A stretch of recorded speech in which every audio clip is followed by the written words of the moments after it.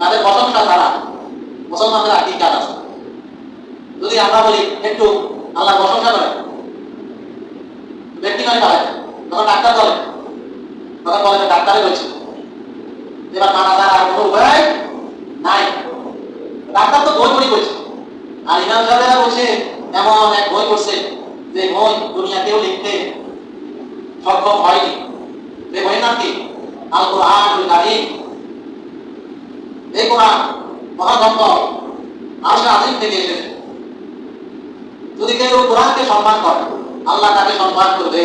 যদি কেউ এই কোরআনকে ইজ্জত করে, আল্লাহ তাকে ইজ্জত করবে, আল্লাহ তার সম্মান বাড়িয়ে দিবে। দুনিয়াতে যত বিপদ আসুক, ওয়াতাওয়াসাউ বিল হক, হকের উপরে থাকছে, আপনার বিপদ আসবে, এটাতে কোনো সন্দেহ নাই। কারণ অতীতে যত নবী, যত